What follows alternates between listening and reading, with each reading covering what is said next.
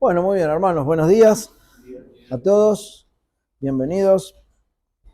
Vamos a orar una vez más en la mañana para pedirle al Señor que nos acompañe en todo lo que hagamos, en todo lo que digamos, y que Él sea reverenciado, ¿no?, en nuestras vidas por medio de lo que aprendemos y de lo que vamos viendo en su palabra, ¿no? Siempre la intención de la iglesia, o por lo menos de los hijos de Dios de los hijos de Dios, sí bien digo, ha de ser de honrar al Señor, ¿no? Y cuando nosotros nos presentamos delante de Él como congregación y frente a su palabra, bueno, esto tiene que llamarnos a tener nuestra mente y nuestro corazón, ¿no?, aplicados a ella. Entonces, vamos a orar pidiéndole al Señor que nos ayude principalmente a esto, ¿no?, a poder estar atentos, a poder dejar todo pensamiento, a poder, por medio de la gracia que hay en Cristo, honrar su vida, ¿no?, y su muerte también en la cruz por medio de nuestras almas. Así que oremos y empezamos. Padre, una vez más queremos darte muchas gracias por esta mañana que nos das, este día que nos das juntos, Señor. Sin duda es un día de gozo para tu pueblo el cual se une, Señor, delante de ti para honrar tu nombre, para reverenciar tu nombre, para darte la gloria en todo, Señor, pues tú eres santo y perfecto y nos muestra, Señor, el camino a seguir día a día por medio de tu palabra. En esta hora, Padre, nos disponemos a estar delante de ti una vez más, sabiendo de que cuando nos reunimos, Señor, tú te presentas por medio de tu Santa Escritura y nos haces ver, Señor, tu verdad, tu bondad, tu misericordia, Señor, y principalmente a Cristo y su obra. Por eso, Padre, te agradecemos, porque realmente nos sentimos privilegiados de poder formar parte, Señor, de esta iglesia local, sabiendo de que en cada una de las iglesias locales, Señor, que pretenden predicar tu palabra, Señor, de manera sana y santa, tú estás presente en medio de ellas, Señor. Por eso te damos gracias, te rogamos que nos acompañes, Señor, que edifiques el corazón de cada uno de los hermanos y en la condición en la que estemos, Señor, que podamos volcar nuestras vidas a ti, sabiendo que tú eres el dador de la vida, Señor, y no solamente el de la vida que conocemos, esta vida literal la cual vivimos, sino la vida espiritual que hay en Cristo Jesús. Ayúdanos, Padre, a poder verlo así y a poder estar con nuestras mentes preparadas, Señor, para este tiempo de honra a tu nombre. Te agradecemos, Padre, por todo, en el nombre de Cristo Jesús. Amén. Bueno, muy bien, queridos hermanos. La semana pasada nosotros estuvimos viendo y avanzando un poco más sobre el tema del arrepentimiento, ¿no? Estamos viendo todo este gran tema, un tema fascinante, la verdad, sobre el arrepentimiento. Y digo fascinante porque tiene muchas vetas, ¿no? Tiene muchas, hay subcositas, ¿no?, que vamos viendo, que todo ha de servir, o por lo menos la intención es que nosotros podamos ver realmente cuál es la condición de nuestro corazón. Esto no se trata de cuestionar la salvación de nadie, ni cuestionar cuál es la vida en Cristo de nadie, si está viviendo de acuerdo a la palabra o no. No se trata de eso, sino que el punto es que nosotros podamos examinar por medio de la palabra de Dios y de todas estas lecciones cuál es nuestra condición, ¿no? Y si hay algo que cambiar, siempre la salida está en la cruz. Siempre podemos regresar a la cruz de Cristo, pedir perdón, buscar con la gracia que hay en el Señor que nosotros estemos volcados a estas verdades, ¿no? Y que podamos vivir estas verdades en nuestra vida. Esa es la idea. Y teniendo en cuenta esto, hoy vamos a ver un punto más de esos ingredientes que tratan sobre el arrepentimiento genuino. Lo primero que vimos al principio de esta enseñanza, bueno, luego de la primera clase de introducción, lo que vimos era lo que no era el arrepentimiento. Ustedes recuerdan, espero que lo puedan recordar, cuando era algo superficial, cuando era algo que no tenía ciertas características puntuales y profundas que debiera tener un arrepentimiento genuino. Pero luego empezamos a ver de qué se trata un arrepentimiento verdadero, ¿no? Y en las 2 lecciones anteriores pudimos ver algunos puntos. Y primero decíamos que para que haya un arrepentimiento verdadero, tanto sea para salvación como para aquellos que son hijos de Dios y vivir una vida en arrepentimiento permanente hacia Dios, aunque ya salvos por la sangre de Cristo, tenían que suceder por lo menos 6 cosas, ¿no? O sea, que ese arrepentimiento en el cual nosotros decimos vivir o decimos tener, tiene que tener estos 6 ingredientes, de los cuales ya vimos 3, ¿no? Vimos primero la percepción del pecado, el hecho de decir, bueno, tengo que verlo, ¿no? Tengo que percibirlo realmente, tengo que particularizar el pecado y decirle, esta es mi situación, esta es mi condición, en esto yo estoy transgrediendo la ley de Dios y decírselo al Señor abiertamente, ¿no? Hasta con lujo de detalles, porque en una generalidad de pecado decíamos que a veces no vemos cuál es el pecado preciso. Entonces, bueno, esto entra en la parte de la confesión también del pecado, ¿no? El hecho de decir, bueno, Señor, perdona todos mis pecados, bueno, es algo muy general y así es bastante difícil pedir perdón por los que debiera pedir perdón puntualmente. Pero como les decía, veíamos la percepción del pecado, percibirlo, notarlo, observarlo, particularizarlo. Luego confesar el pecado, y eso traía algunas cuestiones también, no debiera ser una confesión superficial, sino algo profundo. Antes de la confesión del pecado vimos la angustia sobre ese pecado, ¿no? O sea, angustiarme realmente, angustiarme profundamente, porque ese pecado está transgrediendo la cruz de Cristo, está transgrediendo la ley de Dios y está como despreciando la cruz en la cual Cristo nos salvó. Y luego sí, la confesión de pecados, que es lo que vimos la semana pasada, ¿no? Porque la confesión lo que produce es quitar esa angustia.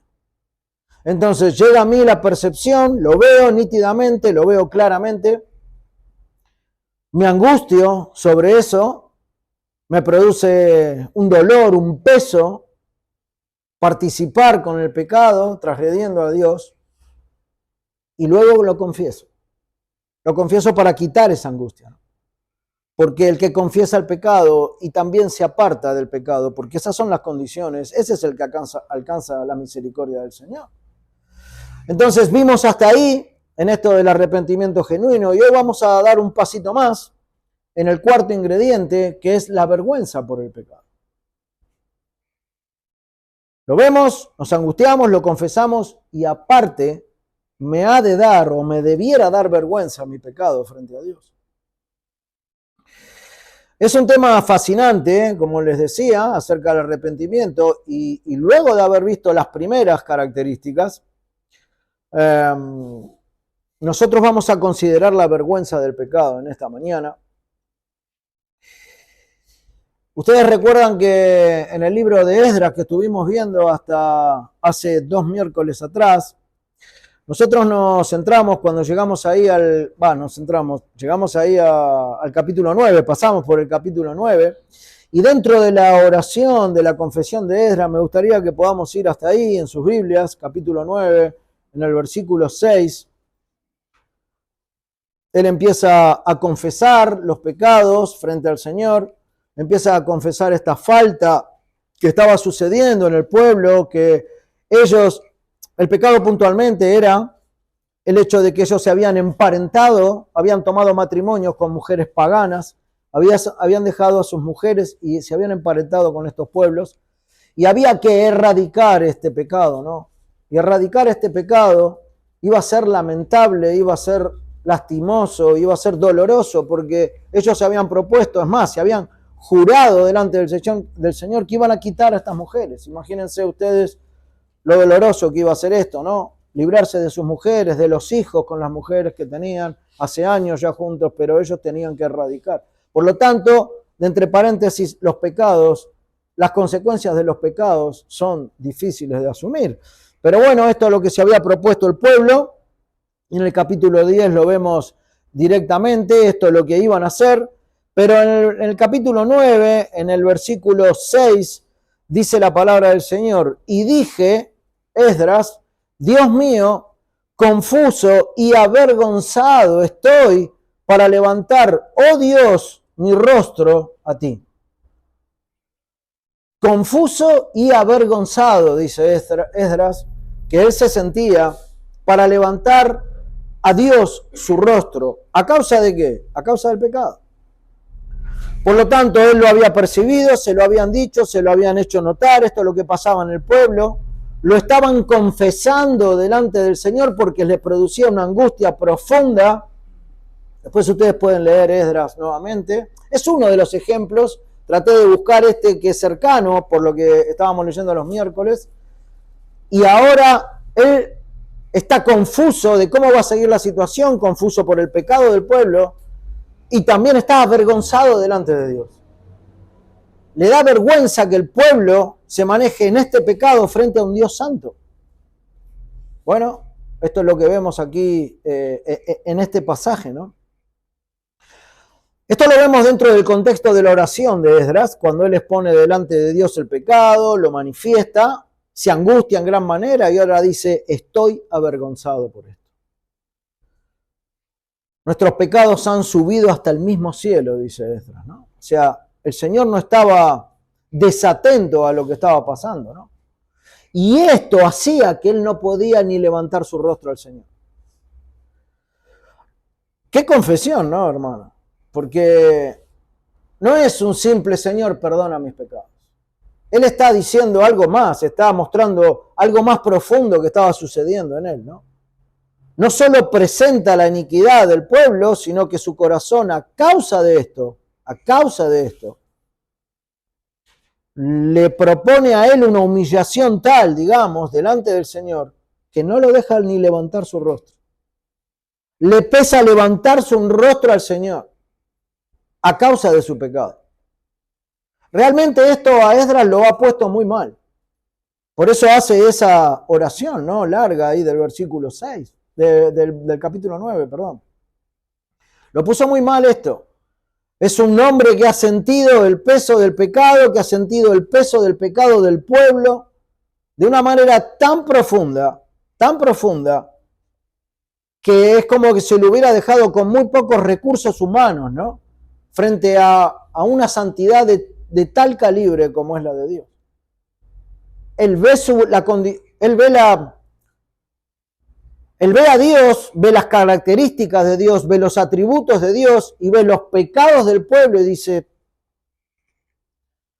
ni puedo levantar mi cabeza, ¿no? Se ve como nada delante de Dios.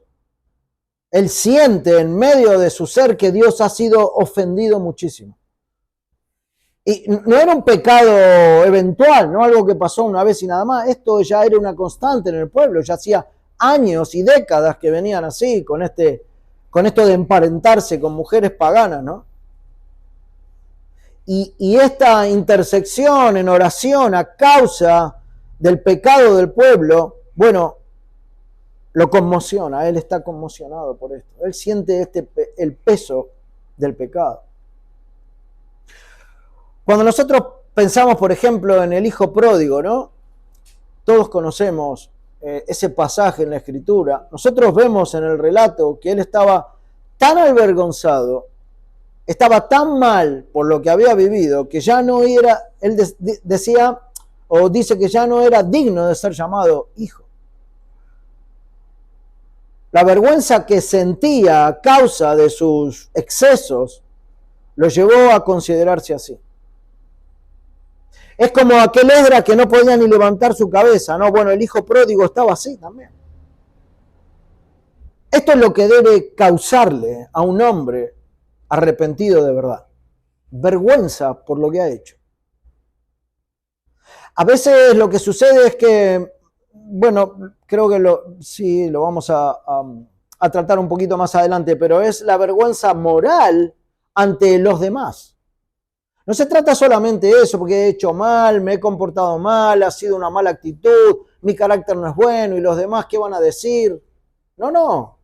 Se trata de una vergüenza más profunda frente a un pecado que he cometido o una práctica de pecado en la cual estoy, que ofende directamente a Dios. Digamos que la visión, o por lo menos la idea, no es que esto sea a nivel horizontal, ¿no? Plano, O sea, con respecto a lo que puede producir para con los hombres, sino lo que debe producir para con Dios, ¿no? Nosotros sabemos que Dios no tiene ninguna convivencia con el pecado y si a nosotros nos mira por medio de la sangre de Cristo. Es Cristo que está interviniendo entre Dios y los hombres y Dios mirando a Cristo y nosotros escondidos en Él. Somos vistos por Dios. Por lo tanto, no hay ningún tipo de comunicación entre Dios y el hombre si no es por medio de Cristo. Bueno, entender esto es lo que debe causar esta vergüenza, ¿no? ¿Qué sería la vergüenza si tuviéramos que definirla? Es como una turbación, ¿no? Digamos, del ánimo que es ocasionada por la conciencia, por una falta que uno cometió, o algún tipo de acción deshonrosa o humillante. Es como que se produce eso, ¿no? Me turbo, mi ánimo se pone mal a causa de mi conciencia. Ahora, algunos tienen cauterizada la conciencia, ¿no? Entonces, claro, no les da vergüenza nada. Esto lo vemos en el mundo hoy día. Hay cada vez menos cosas que le dan vergüenza a la gente, ¿no? Hay cada vez menos cosas que están mal a los ojos de los hombres y como dice la palabra, lo malo le van a llamar bueno. Ya hay cuestiones de orden, hay cuestiones de respeto, hay cuestiones de cumplimiento de leyes que, bueno, han pasado de moda, ya no son tan así, ¿no? Y entonces, bueno, así se vive. Pero aquel que siente vergüenza de corazón, se le turba el ánimo a causa de la conciencia. Y la conciencia es algo que todo el mundo tiene. No es que solamente la conciencia lo tienen los hijos de Dios cuando entran en la salvación, sino que la conciencia es algo que viene con todo hombre, que le dicta lo que está bien y lo que está mal. Pero a algunos ni eso le produce vergüenza de sus faltas. Ahora hay algunas cosas que debemos considerar con respecto a la vergüenza, así como hemos considerado con respecto a la percepción del pecado, a la angustia y a la confesión de ese pecado, ¿no? Y en primer lugar, tendríamos que saber que la vergüenza debe producir culpa, digamos, ¿no? O la culpa produce vergüenza, como lo quieran ver. Porque a veces uno se siente con culpa, ¿no? Pero ¿qué hacemos con la culpa del pecado? Nosotros sabemos que todos los pecados nos hacen culpables, ante Dios. Pero esa culpa debe generar vergüenza. Aquellos que estamos, por la gracia del Señor, que hemos sido salvos por la gracia de Cristo, esa culpabilidad del pecado ya nos ha sido quitada. Pero cuando nosotros pecamos, aunque estemos librados de esa culpabilidad del pecado, gracias a Cristo en la cruz, nos tiene que producir algo. Porque el pecado es el mismo que antes de ser regenerado. Puede ser otro pecado, pero sigue siendo pecado, cualquiera sea. Por lo tanto, eso nos debe producir, nos debe conmocionar, nos decir, ¿no? Una angustia, un peso, y entonces nos lleva a confesar eso delante de Dios. Pero esa culpa nos debe generar una vergüenza, más aún aquel que conoce la Escritura y que conoce lo que Dios dice. Entonces la pregunta a continuación sería, ¿tus pecados te dan vergüenza? O para mí también, ¿no? Nuestros pecados, vamos a darle esa figura, ¿no? Esa persona, nuestros pecados, ¿nos dan vergüenza delante de Dios? ¿Nos están dando vergüenza? Porque si es así, es porque te sentís culpable realmente y produce eso. Pero si no es así, es porque no nos vemos culpables delante de Dios. Y a veces los pecados que cometemos, me animo a decir que a veces hasta ni perdimos perdón, ¿no? Nos vamos a acostar y pasó el día y final, y ya mañana es otra cosa. Siempre decimos que si no vemos el pecado no tenemos nada de qué arrepentirnos, ¿no? estamos perfectos delante de Dios, muy bien, mejor que aquel, que aquel y que aquel. Pero la cuestión no es mirar a aquel, sino a Cristo, que es aquel ejemplo perfecto, ¿no? Entonces, si no los vemos culpables, ¿de qué nos vamos a avergonzar? Y como les decía recién, quizás de manera moral haya algún pensamiento de culpa hacia los demás por haber cometido alguna falta, ¿no? Pero si solo se reduce a eso, la culpa frente a Dios, entonces creo que habría que profundizar un poco más y decir, ¿por qué esto no me da vergüenza? ¿Por qué no me avergüenza esto delante de un Dios santo, el cual entiendo para el Hijo de Dios que ya me limpió y me rescató, ¿no? Es para considerar. Adán, por ejemplo, mientras que no tenía pecado, mientras que era sin pecado, nunca se ruborizó, ¿no? Nunca se tuvo que avergonzar, pero cuando hubo pecado en él, se avergonzó, ¿no? Tuvo miedo, se escapó de Dios. Y no fue porque había otros hombres al lado de él. La única persona que estaba al lado de Adán era Eva, ¿no? Después no había más hombres ahí en la tierra. O sea, no fue a causa de los hombres la vergüenza, no fue un acto... si bien todo pecado es algo moral contra Dios, pero no fue a causa de los hombres su vergüenza, sino a causa de Dios.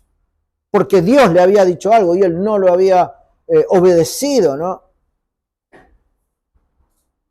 Entonces, esto es otra cosa. Porque Dios le había impartido una ley, le había dicho que haga algo o que deje de hacer algo o que no haga otra cosa, vamos a decir. Y él transgredió esa ley, ¿no? A partir de ahí entró el pecado, nosotros conocemos la historia. Pero ver esa vergüenza y ese temor, ese temor de Dios de Adán, es otra cosa. No es un bueno, pequé, Señor, y nada más. Algo medio como por el aire, ¿no? Como muy superficial, sino que esto lo avergonzó. Y estamos hablando de alguien que no tenía pecado.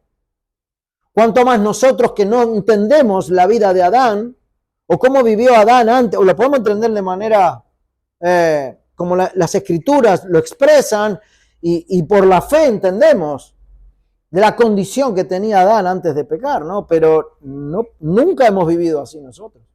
Solo viviremos así en la gloria. Pero se avergonzó porque fue culpable delante de la ley de Dios que Dios mismo le había impartido. Y esto es otra cosa, ¿no? O sea, esto es lo que nos tendría que suceder, esto es lo que nos tendría que pasar. La idea es que podamos ver la profundidad de cada uno de estos ingredientes, ¿no? ¿Qué es lo que nos tendría que pasar? ¿Qué es lo que tendría que pasar en nuestro corazón, ¿no?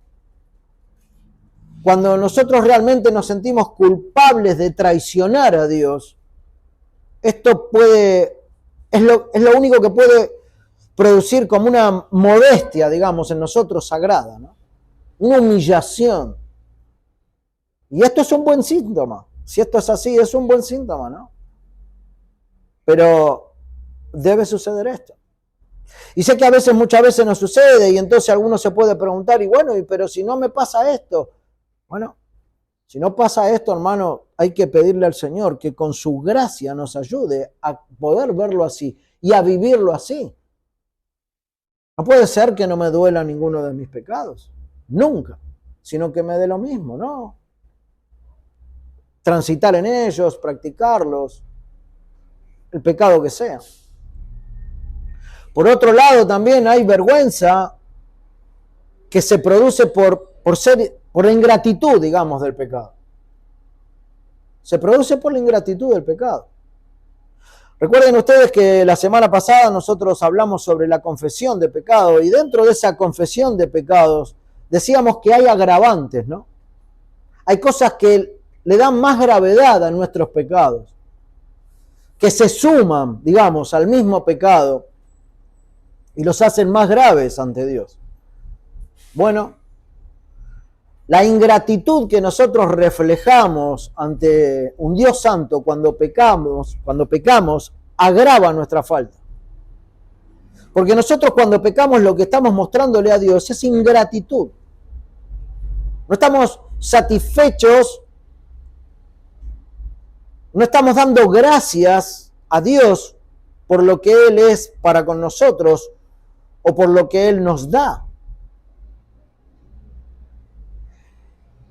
En lo que nosotros somos ingratos ante Dios cuando pecamos es puntualmente en su misericordia. Estamos dejando de ser agradecidos por la misericordia que Él nos ha tenido cuando pecamos. Estamos desconsiderando la misericordia de Dios para con nosotros cuando nosotros pecamos. Eso es lo que sucede. Entonces es un agravante, ¿no? Es una carga más al pecado. Por eso debe haber vergüenza que se produce por la ingratitud del pecado. Yo entiendo que soy ingrato frente a Dios y eso me da más vergüenza aún. Esto debe llevar a avergonzarnos, ¿no? Cuando nosotros pecamos, no hemos pecado porque Dios nos ha causado algún mal, ¿no? O nos ha dado alguna razón para pecar. No, Dios no tiene comunión con el pecado, ni es hacedor de pecado, ni produce el pecado en nadie. No es que yo actúo así con Dios porque el Dios me hizo algo mal a mí. No es así, no debiera ser así. No puede ser así. Porque no puedo decir que Dios es pecador o que es instigador de pecado, ¿no? Al contrario. Hemos tenido lo mejor de Él. Él nos sacia permanentemente, nos provee los necesarios, nos sustenta, y nos guía por medio de su palabra, ¿no? Su favor eterno nos ha dado salvación a muchos de los que hoy estamos aquí. Entonces, lo que hacemos al pecar es olvidarnos de su misericordia y esto nos debe dar más vergüenza todavía. O nos debiera dar. Porque es como que yo estoy diciendo, pero no me interesa tu misericordia. Y como decíamos el domingo pasado, no lo voy a expresar. Pero interiormente es lo que sucede. Es como morderle la mano a aquel que nos da de comer, ¿no? Como hacerse un gol en contra en la cancha. Traicionar a mi equipo, darme vuelta con la pelota y patear hacia mi arco, ¿no? Y hacer un gol. Es como traicionar a la esposa o al marido cuando veo y sé que el otro se desvive por mí. Es pagar mal por bien. Entonces esto debe ser algo consciente en nosotros y digamos, y llevarnos a avergonzarnos aún más. No solamente por el pecado cometido, sino porque aparte con este pecado estoy ocasionando esto en mí, en contra de Dios. Es como fabricar una flecha, ¿no? Un arco y una flecha de la misericordia de Dios y dispararle a Dios y herirlo con su propia bendición, ¿no?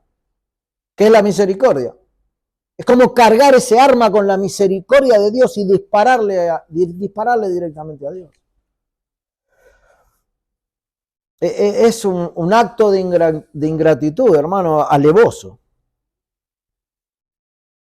Porque Dios no nos ha hecho ningún mal. Y esto aparte de las vidas que puede estar viviendo cada uno. Porque todo lo que debe o lo que puede pasar en este mundo no es para acabar con tu vida, hermano, sino que es para tratar con tu vida. Y para llevarte perfecto y sin mancha a la presencia del Señor. Entonces puede ser que muchos de nosotros estemos pasando hoy particularmente quizás por situaciones distintas y muy feas. Cada uno sabe su realidad.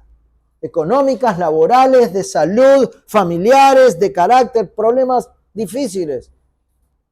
Pero no son para los hijos de Dios cosas con las cuales Dios quiere acabar con tu vida, ni moral ni espiritual, sino lo que busca es tratar con tu vida de manera puntual. No es que Dios me está haciendo mal, por eso entonces peco contra Él y me olvido de la misericordia de Dios. Por favor, que nadie piense así. En Isaías capítulo 1, en el versículo 2, dice: oíd cielos y escucha tu tierra, porque Jehová habla.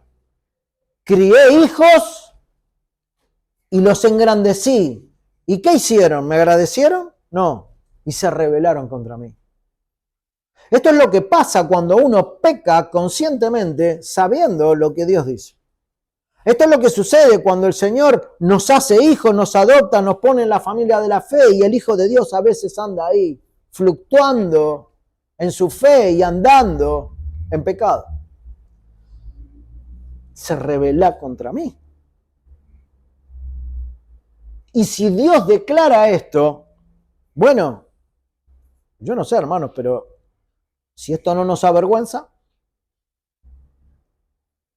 imaginen una madre, un padre que le da todo a su hijo, dentro de la medida de sus posibilidades, que lo abastece, que le da amor, que lo sostiene, que lo guía, que lo cuida.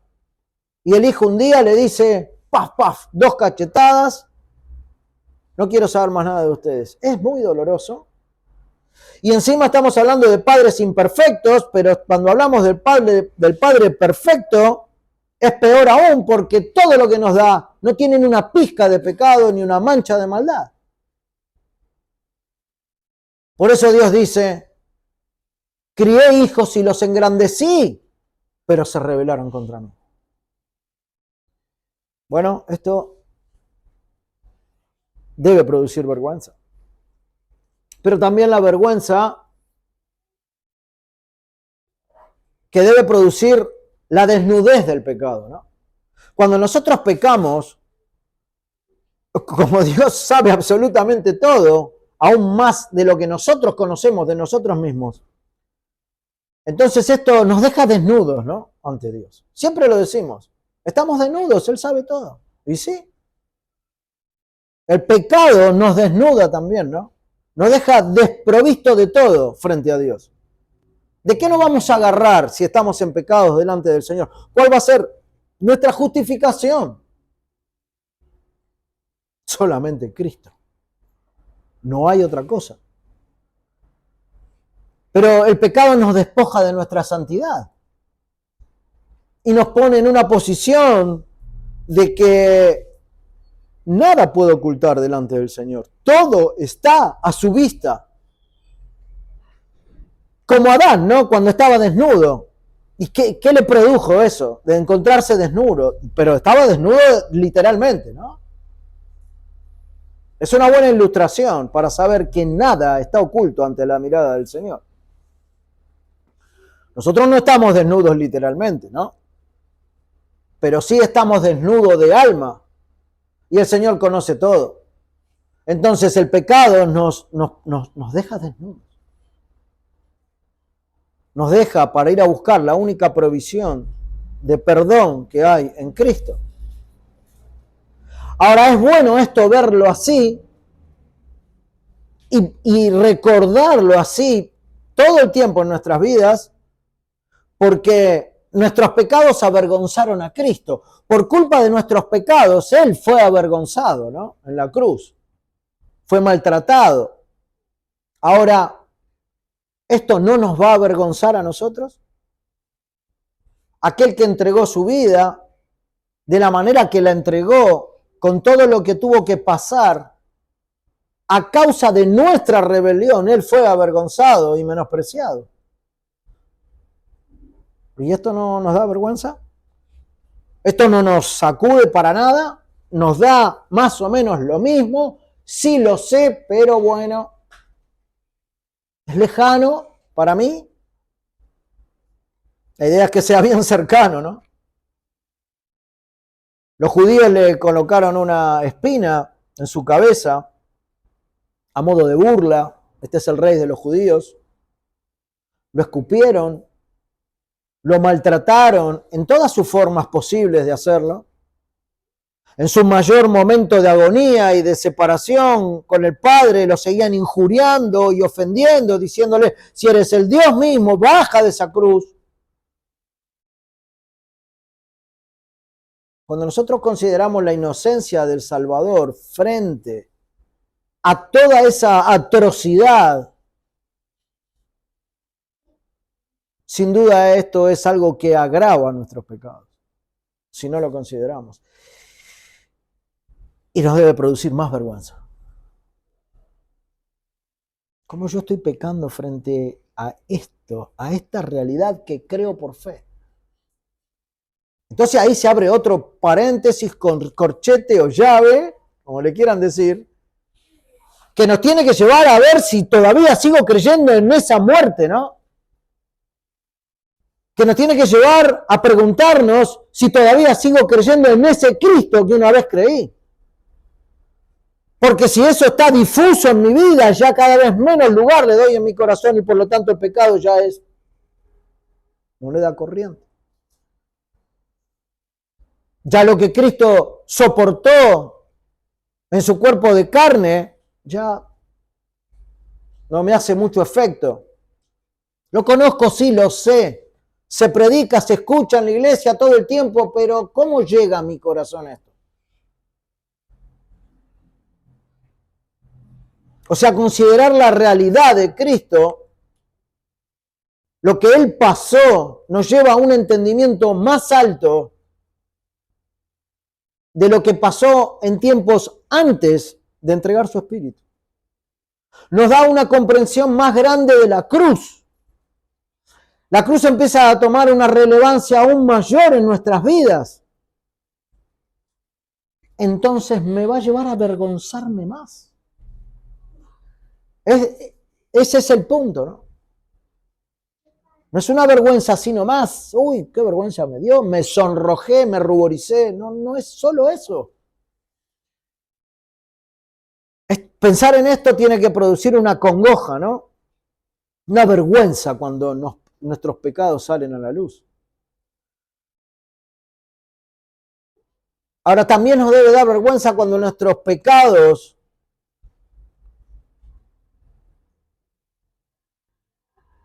o más bien cuando el diablo se apodera de nuestras almas, ¿no? Y nos ayuda a pecar. Digamos. Cuando el diablo se apodera de nuestras almas para pecar contra Dios.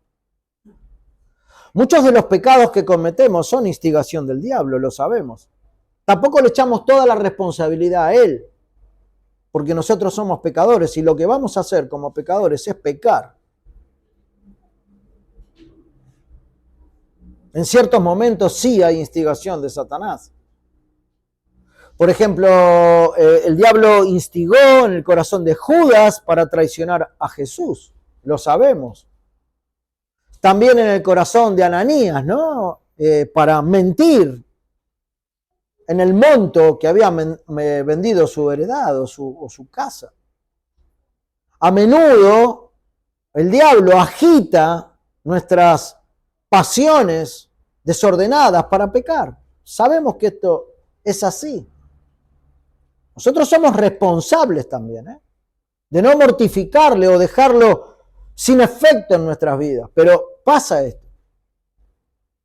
Cuando el corazón deja entrar el orgullo en nuestras almas, la concupiscencia o la malicia de manera continua, y hay falta de mortificación de cada uno de esos pecados por nuestra parte, esto es parte de nuestra misma responsabilidad, pero también hay un actuar de las huestes de maldad.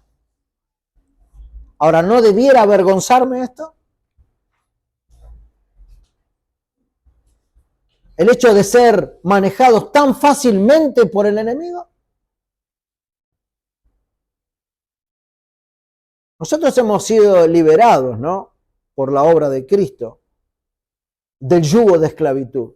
¿Y por qué ahora somos tan fáciles de ser atrapados y desconsiderar lo que Cristo ha hecho? El Señor nos llamó para no estar otra vez sujetos al yugo de servidumbre. Entonces, nos debe dar vergüenza, ¿no? Decir, bueno, a ver, el Señor me ha dado esta condición. ¿Cómo yo me dejo atrapar tan fácilmente por el diablo? ¿Cómo yo me dejo atrapar tan fácilmente por mi corazón engañoso? No sé si ustedes pueden ver cómo todo esto me lleva a un examen de corazón más profundo, ¿no? Cómo todas estos detalles me deben llevar a ver cómo está mi corazón. Ahora también pensar en que uno es necio. Y quise poner necio para no decir tonto, que puede sonar un poco más ofensivo. Pero imaginen ese tonto por detrás, ¿no? Yo voy a decir necio. Pero también pensar en que uno es necio ante el pecado debe producir vergüenza. Jeremías 4:22 dice, porque mi pueblo es necio. No me conocieron, son hijos ignorantes y no son entendidos. Sabios para hacer el mal, dice. Sabios para hacer el mal. Pero para hacer el bien, no, pero hacer el bien, perdón, no supieron. Ustedes son, para hacer el mal, están mandados a hacer, digamos, ¿no? Pero hacer el bien no saben. No lo saben hacer. Entonces el hombre debe avergonzarse también por su necedad. Sin duda.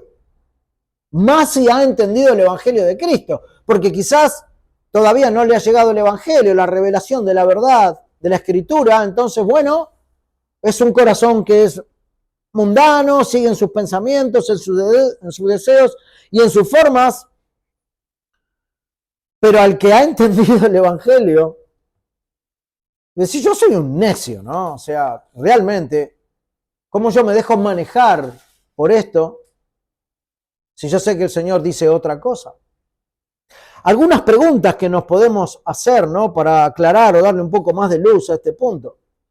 ¿Acaso no será un necio aquel que trabaja más por el pan que perece que por el pan del cielo?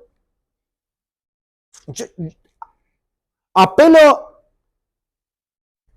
al buen entendimiento del Hijo de Dios sobre lo que Dios busca en sus hijos. Entonces, ¿no será necio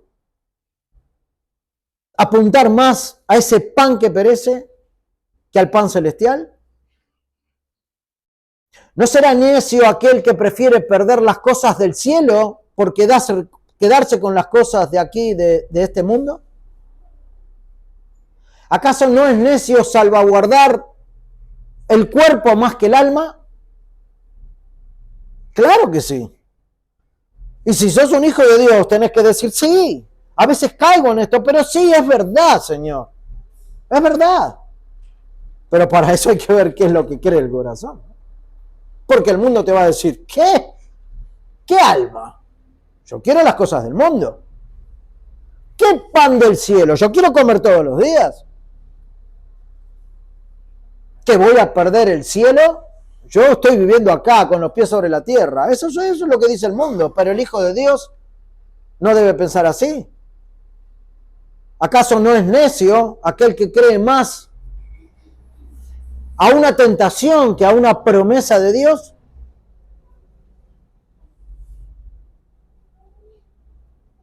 ¿Acaso no es necio el que ocupa más tiempo en una recreación que su salvación? Y con esto no estoy diciendo que no podemos recrearnos, hermano. Por favor, siempre vamos al equilibrio y al balance de la palabra, ¿sí? Pero solo es buscar eso, un equilibrio. Nada debiera ser más importante que Dios y su palabra. Porque en Proverbios 14:18 dice que los simples, ¿qué van a heredar? Necedad. Los simples, lo que no entienden, el hombre natural va a heredar necedad. No le va a venir otra cosa, pero los prudentes se coronarán de sabiduría. Cuando un hombre de Dios piensa en lo celestial, lo de aquí abajo queda bastante lejos en su vida. Pero cuando un hombre de Dios piensa en lo mundano, lo celestial le queda muy lejos en su vida. Por eso el Señor nos rescató, para ponernos en el reino de su amado Hijo y empezar a pensar distinto a como pensábamos antes. Empezar a ver las cosas como Él las ve. Empezar a ver la Escritura y a transitar en la Escritura, pero como Él lo ve. Y si esto no está sucediendo así en mi vida, entonces esto debe darme más vergüenza porque no aprendemos a pensar como Dios quiere que pensemos. Y si digo ser un hijo de Dios y no puedo pensar como Dios, entonces hay un espíritu que no está encajando en mi ser. O hay algo en lo cual yo estoy colocando barrera tras barrera, porque me estoy guardando un montón de áreas y de cuestiones en mi vida que no quiero asimilar. Y si no las quiero asimilar, qué vergüenza me va a dar, ¿no? Pero hay una vergüenza que tiene que sacudir aún más todavía al Hijo de Dios. Y es por su condición. Es la vergüenza que debe producir nuevamente el agravante que nosotros somos hijos de Dios.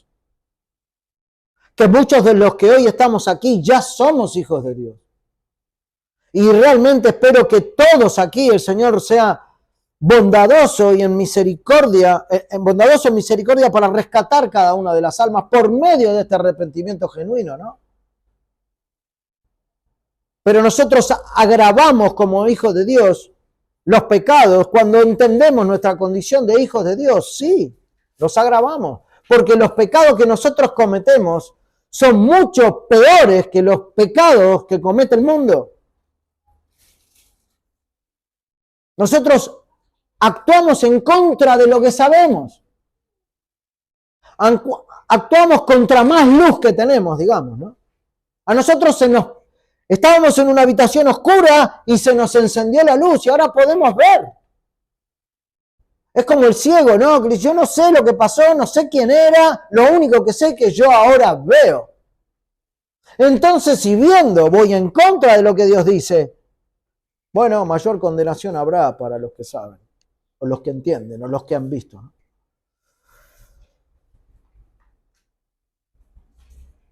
A nosotros nos han sido encomendadas las verdades de Dios, no solo para transmitirlas y predicar el Evangelio, sino para asimilarlas y vivirlas, ¿no? Y copiarlas. El cristiano cuando peca contra una convicción más clara que cualquier otro hombre no regenerado en esta tierra. Yo estoy convencido de algo, pero peco contra lo que estoy convencido.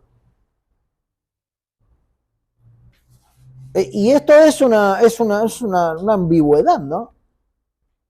Hermanos, no puede darnos lo mismo. No puede darnos lo mismo que lo que le da a un impío, el pecar o no. No puede ser que no pase nada más que decir, Señor, perdona todos mis pecados.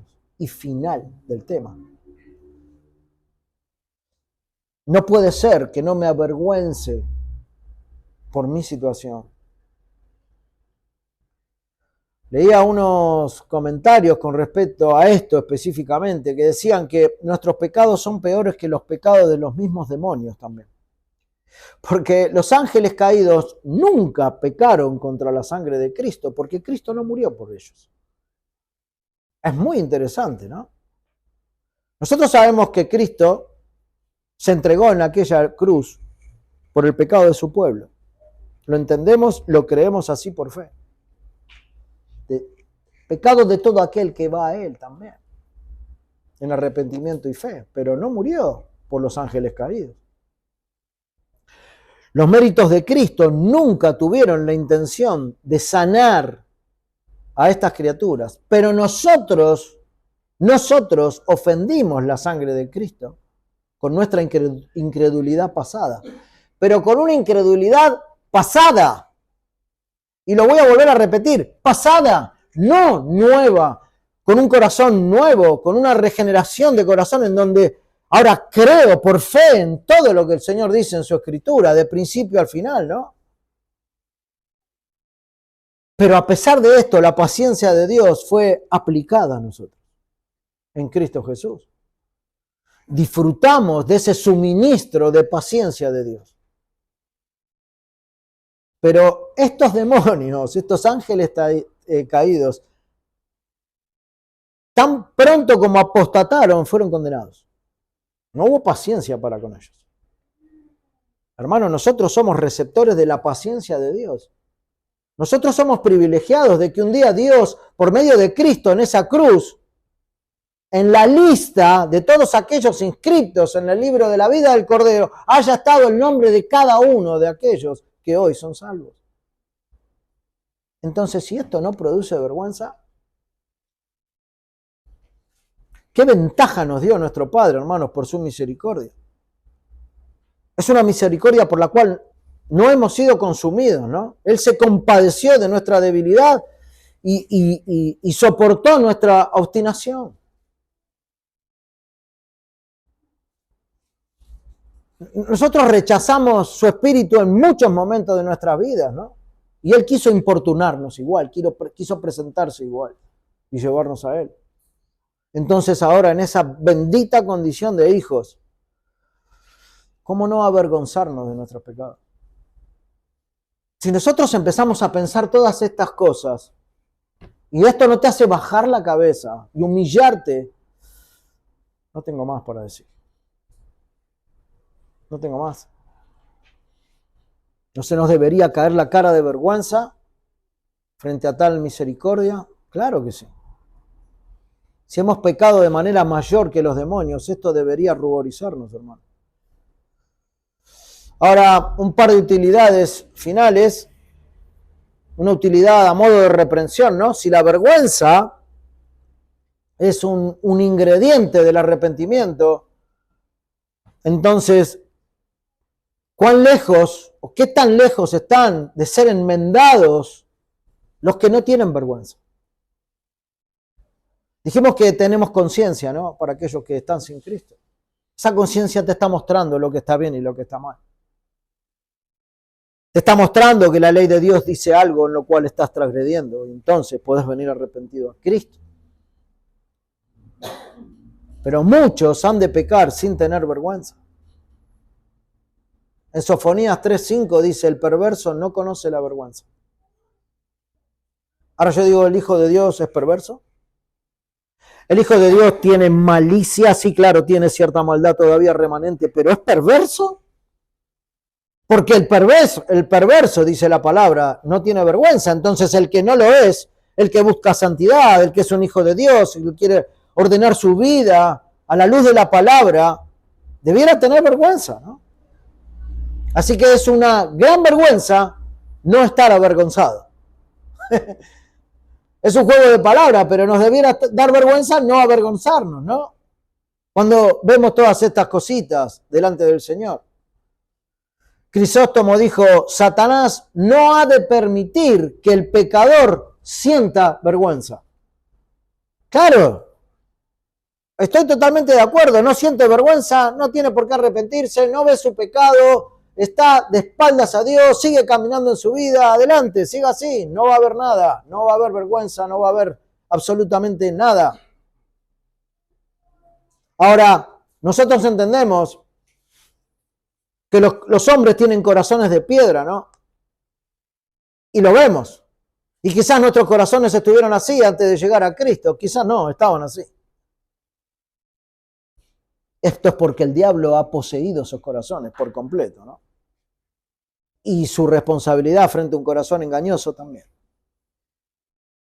Ahora, solo el hombre tiene capacidad de avergonzarse. Los animales no tienen capacidad de avergonzarse, ¿no? No pueden ruborizarse. Así que los que no pueden ruborizarse parecen animales. Son bestias. Yo digo, el Hijo de Dios ¿es así? ¿Es una bestia? ¿Es como un animal? No. El Señor puso otro espíritu en nosotros, ¿no? ¿Por qué siempre estamos en las mismas cosas? ¿Por qué siempre andamos en las mismas faltas? Si tengo cómo acercarme a Dios, ¿no? En arrepentimiento y vergüenza. El mundo está tan lejos de Dios que se gloria de sus pecados. Están orgullosos de sus pecados. ¿El Hijo de Dios también? Pitágoras, en una oportunidad, escuchó decir a cierta persona que prefería vivir entre prostitutas que con filósofos. Dijo que los cerdos prefieren vivir en la suciedad, en el barro, que en el agua limpia. Este es el pensamiento a veces cuando hablamos con alguna persona del mundo. No, a mí todo esto, no, yo prefiero estar como estoy. Enredado. Bueno, no te lo dicen enredado en mis pecados, pero saben que es así. Ellos prefieren vivir en el barro. ¿El Hijo de Dios prefiere vivir en el barro? Sin avergonzarse de nada. Bueno, hay mucha gente que piensa así, ¿no? Por eso, cuando podemos ver la obra de Cristo en esas personas que actúan y que han vivido, que viven así, decimos, Señor, solo tú puedes hacer esto. Nos asombramos del poder de Dios para cambiarlo por medio de su Espíritu, así como nos asombramos hoy de nuestras vidas, porque antes éramos chanchos en el barro. Realmente gente así está muerta, hermanos, en todos sus pecados, pero nosotros estamos vivos en Cristo. Es otra cosa. Entonces no podemos vivir así. Pero hay una utilidad a modo de exhortación también, ¿no? Nosotros debemos mostrar nuestro arrepentimiento con una vergüenza modesta. Esdras decía, avergonzado estoy para levantar, oh Dios mío, mi rostro. Ese, oh Dios mío, muestra que había fe. No era un, oh Dios mío. Pego la vuelta y me voy. Había una fe en ese, oh Dios mío, ¿no? Avergonzado estoy, dice. Muestra que había arrepentimiento. Es tan sencillo, hermanos, pero tan profundo, que si no logramos verlo así, debemos pedirle al Señor que nos ayude. Los hipócritas dicen que Dios es su Dios. El mundo dice, sí, yo creo en Dios, pero no tienen idea de cómo avergonzarse. No les avergüenza nada de lo que hacen.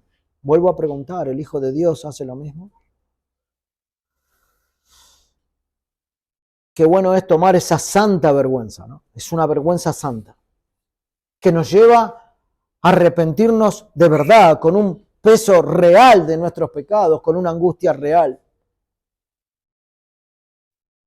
Calvino comenta así, dice, solo estará impregnado de los principios del cristianismo aquel que ha aprendido bien, solo aquel que ha aprendido bien a estar realmente disgustado consigo mismo y a estar desconcertado con vergüenza por su propia maldad. ¡Qué apreciación! Debemos estar disgustados con nuestros pecados, no acompañando y gloriarnos por ellos. Debemos presentarle batalla y pelea a todo pecado y mortificarlo. Y lo podemos hacer porque Dios está de nuestro lado. Hermanos, cuanto más nos avergoncemos del pecado aquí, menos nos vamos a tener que avergonzar en la eternidad.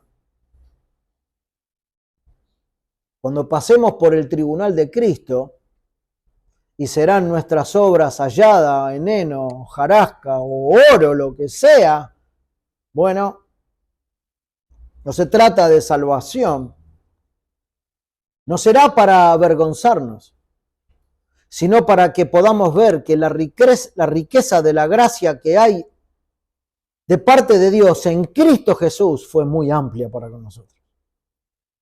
Fue muy amplia. Pero los impíos, sin duda, ellos sí se van a avergonzar en el día del juicio. Ellos tratarán de salir de ese lugar y bajarán la cabeza. no podrán ni mirar a Dios. Pero los santos van a estar sin mancha delante de Dios. Delante de aquel que un día quiso rescatar sus almas y quitarlos y lavarlos. Quitarle y lavarlos de toda maldad. Así como sin vergüenza. Ya no va a haber vergüenza. Por eso en ese día se les dice, levanten la cabeza. Y vamos a cerrar con un pasaje de Lucas en el capítulo 21. Me gustaría que podamos leerlo juntos, del versículo 25 al versículo 28, en donde muestra un poco lo que va a pasar en ese día. Por eso el Señor dice, ustedes que han sido lavados por la sangre de Cristo, que han sido limpiados, que han sido conmovidos por mi palabra, que los he justificado y los he adoptado para que ya no tengan vergüenza, porque van a estar aquí conmigo. En el capítulo 21, a partir del versículo 25 del Evangelio de Lucas, se habla del final. Y dice varias cosas. Dice a partir del versículo 25 así: entonces habrá señales en el sol, en la luna y en las estrellas, y en la tierra angustias de las gentes, confundidas a causa del bramido del mar y de las olas, desfalleciendo los hombres por el temor y la expectación de las cosas que sobrevendrán en la tierra, porque las potencias de los cielos serán conmovidas. Entonces, en ese preciso momento, verán al Hijo del Hombre que vendrá en una nube con poder y gran gloria. Cuando estas cosas empiecen a suceder, hermanos, erguíos y levantad vuestras cabezas, porque vuestra redención está cerca.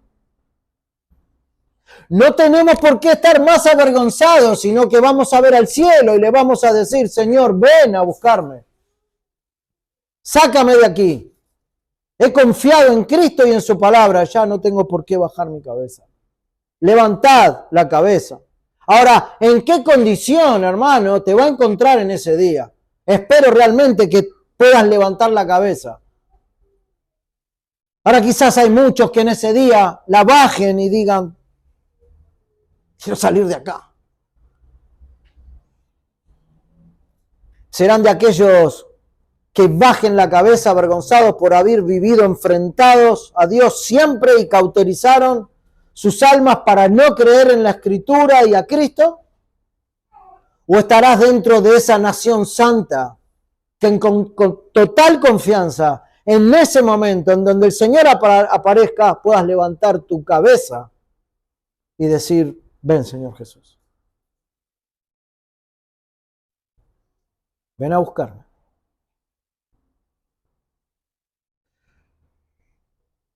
Dios permita que la palabra pueda despedazar el corazón, hermano.